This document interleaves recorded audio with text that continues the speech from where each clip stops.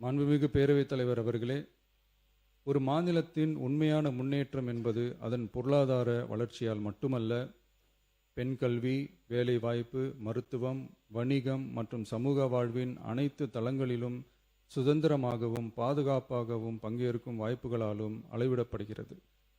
மகளிரின் பயண சுதந்திரம் அவர்களின் பொருளாதார சுதந்திரத்திற்கும் குடும்பங்களின் முன்னேற்றத்திற்கும் அடித்தளமாக இருக்கிறது.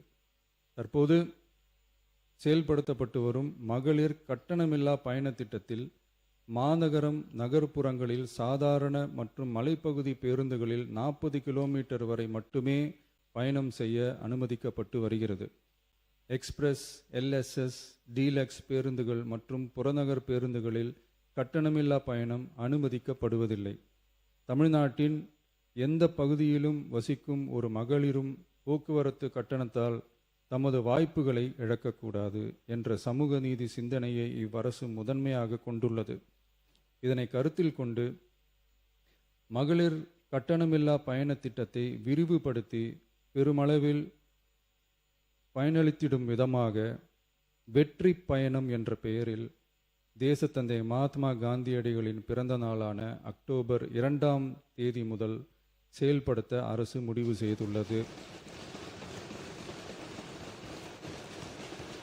என்பதை இந்த மாமன்றத்தில் மகிழ்ச்சியுடன் அறிவிக்கிறேன். அதன்படி முதல் கட்டமாக மாநகரம், நகரங்களில் சாதாரண பேருந்துகள் மட்டுமின்றி மாநகரம், நகர்ப்பகுதிகளில் இயங்கும் எக்ஸ்பிரஸ், எல்எஸ்எஸ், டீலக்ஸ் அரசு பேருந்துகளிலும் மகளிர் கட்டணமில்லா பயணங்கள் மேற்கொள்ளலாம்.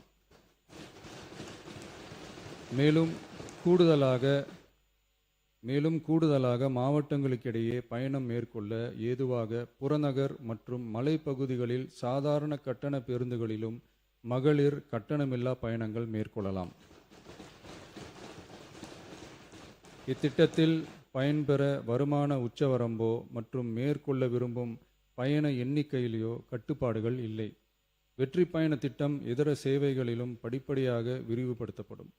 இதன் மூலம் மாநிலம் முழுவதும் மகளிருக்கான எளிதில் அணுகக்கூடிய பொது போக்குவரத்து வசதி பெருமளவில் கிடைக்கும். இதன் மூலம் மாணவிகள் தொலைதூரத்தில் உள்ள கல்லூரிகளுக்கு செல்லவும், பணியிடங்களுக்கு செல்லவும், மருத்துவம் மற்றும் அத்தியாவசிய சேவைகளுக்கும் கட்டணமின்றி பேருந்துகளில் பயணிக்க இயலும். மாண்புமிகு பேரவைத் தலைவர் அவர்களே, வெற்றி பயணம் என்பது கட்டணமில்லா ஒரு பேருந்து பயணம் மட்டுமல்ல, ஒரு மாணவியின் கல்வி, ஒரு தொழிலாளியின் வேலைவாய்ப்பு, ஒரு தாயின் குடும்ப பொறுப்பு, ஒரு தொழில் முனைவோரின் முன்னேற்றம் போன்றவற்றை உறுதி செய்யும் சமூக முதலீடாகும். தமிழ்நாட்டின் எந்த பகுதியில் வாழ்ந்தாலும் மகளிரின் இயக்க சுதந்திரத்திற்கும் பொருளாதார முன்னேற்றத்திற்கும் அரசு உறுதுணையாக இருக்கும்.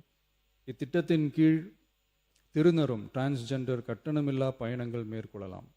வெற்றி பயணம்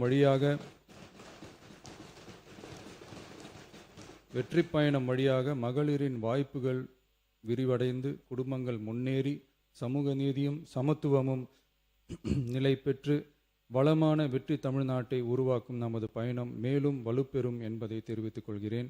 இத்திட்டத்தை செயல்படுத்துவதன் மூலம் ஆண்டுதோறும் தோராயமாக 6000 கோடி ரூபாய் செலவினம் ஏற்படும். நன்றி, வணக்கம்.